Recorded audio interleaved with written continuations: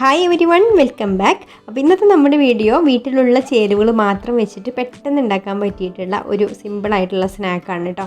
അപ്പോൾ കുട്ടികൾക്കൊക്കെ ഒരുപാട് ഇഷ്ടപ്പെടുന്ന ഒരു സ്നാക്കാണിത്. അപ്പോൾ കുറച്ച് വെറൈറ്റിയിലൊക്കെ അവർക്ക് കൊടുക്കാൻ പറ്റിയിട്ടുള്ള ഒരു സ്നാക്ക് കൂടിയാണ്. അപ്പോൾ നമുക്ക് എങ്ങനെയാണ് ഇത് തയ്യാറാക്കുക എന്നുള്ളതൊന്ന് നോക്കാം.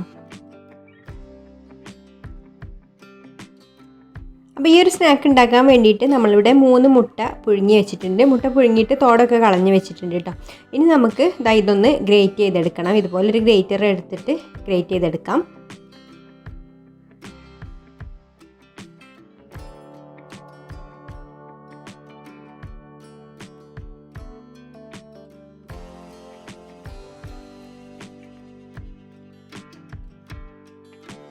അപ്പോൾ നമ്മളിവിടെ 3 മുട്ടയും ഗ്രേറ്റ് ചെയ്തെടുത്തിട്ടുണ്ട്.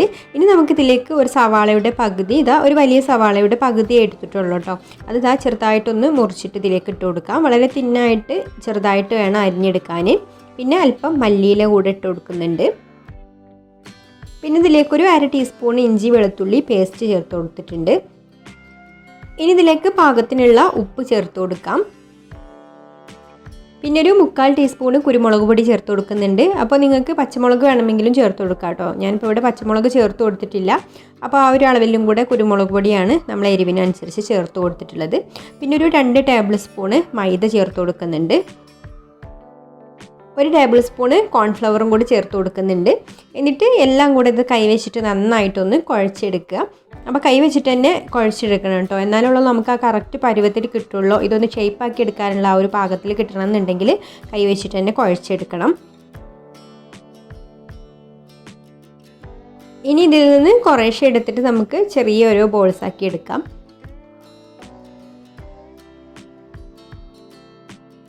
ഈ ഒരു വലിപ്പത്തിലുള്ള ബോളാണ് കേട്ടോ ഞാൻ ആക്കി എടുത്തിട്ടുള്ളത്. ഒരുപാട് വലിപ്പത്തിൽ ആക്കാതിരിക്കുകയാണ് നല്ലത്. കാരണം ഇതിൻ്റെ ഉള്ളൊക്കെ വെന്ത് കിട്ടാനും അതുപോലെ തന്നെ നമുക്കിത് സ്റ്റിക്കിൽ കുത്തിയിട്ട് കുട്ടികൾക്ക് ലോലിപോപ്പ് പോലെയൊക്കെ സെർവ് ചെയ്യാനൊക്കെ പറ്റിയിട്ടുള്ള ഒരു എഗ് ലോലിപോപ്പാണിത്. അപ്പോൾ ഇത് മുഴുവനും ഞാനിവിടെ ഇതുപോലെ ചെറുതായിട്ട് ഉരുട്ടിയെടുത്തിട്ടുണ്ട് കേട്ടോ. ഇനി ഞാനിവിടെ ഒരു ബൗൾ എടുത്തിട്ടുണ്ട്. അതിലേക്ക് നമുക്കൊരു 2 ടേബിൾ സ്പൂൺ മൈദ ഇട്ട് കൊടുക്കാം.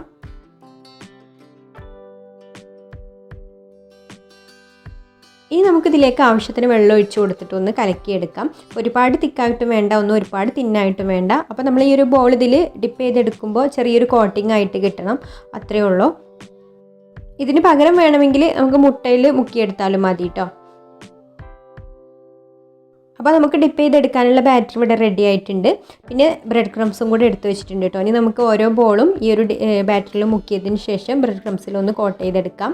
അപ്പോൾ ഒരു തവണ ഞാൻ ഇതുപോലെ കോട്ട് ചെയ്തെടുത്തതിന് ശേഷം പിന്നെ വീണ്ടും ഒന്നും കൂടെ ഈ ഒരു മാവിൽ തന്നെ ഡിപ്പ് ചെയ്ത് കൊടുക്കുന്നുണ്ട്. അപ്പോൾ നമുക്ക് കുറച്ചും കൂടെ കട്ടിയിലുള്ളൊരു കോട്ടിങ് കിട്ടും. പിന്നെ വീണ്ടും നമ്മൾ ബ്രെഡ് ക്രംസിലൊന്ന് കോട്ട് ചെയ്തെടുക്കുകയാണ്. അപ്പോൾ ഇതുപോലെ ചെയ്യുകയാണെങ്കിൽ ഇത് എണ്ണയിലേക്ക് ഇടുമ്പോൾ പെട്ടെന്ന് പൊട്ടി പോകില്ല കേട്ടോ. അത്യാവശ്യം പുറം ഭാഗം നല്ല ഒരു സ്റ്റിഫായിട്ട് തന്നെ ഉണ്ടാവും.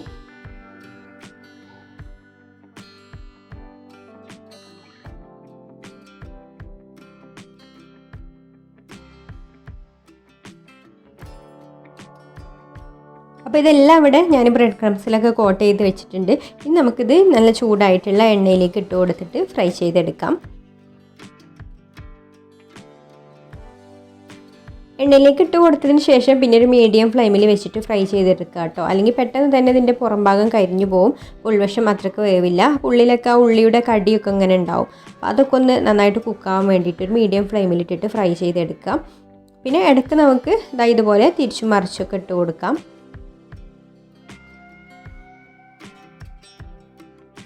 എന്നിട്ട് നല്ലൊരു ഗോൾഡൻ ബ്രൗൺ കളർ ആവുന്ന സമയത്ത് നമുക്ക് കോരിയെടുക്കാം. ഈ സമയത്ത് ഹൈ ഫ്ലെയിമിൽ വെക്കണം കേട്ടോ. ഇനി ഇതുപോലെ തന്നെ നമുക്ക് ബാക്കിയുള്ളതും കൂടെ പൊരിച്ചെടുക്കാം. അപ്പോൾ എല്ലാ ബോൾസും ഞാനിവിടെ പൊരിച്ചെടുത്തിട്ടുണ്ട്.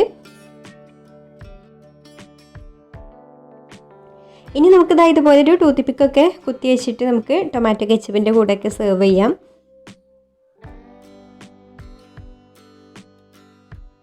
അപ്പോൾ നമ്മുടെ എഗ് ലോലിപോപ്പ് ഇവിടെ റെഡി ആയിട്ടുണ്ട്. അപ്പോൾ എല്ലാവർക്കും ഈ ഒരു റെസിപ്പി ഇഷ്ടമായിട്ടുണ്ടാവും എന്ന് വിചാരിക്കുന്നു. ഇഷ്ടമായിട്ടുണ്ടെങ്കിൽ ഒന്ന് ലൈക്ക് ചെയ്യുക, ഷെയർ ചെയ്യുക, നിങ്ങളുടെ അഭിപ്രായങ്ങളൊക്കെ താഴെ കമൻറ്റ് ചെയ്യുക. പിന്നെ ഈ ചാനൽ സബ്സ്ക്രൈബ് ചെയ്യാതെ കാണുന്നവരാണെങ്കിൽ ഒന്ന് സബ്സ്ക്രൈബും കൂടെ ചെയ്യണേ. അപ്പോൾ ഇനി മറ്റൊരു നല്ല റെസിപ്പിയുമായിട്ട് അടുത്ത വീഡിയോയിൽ കാണാം. താങ്ക്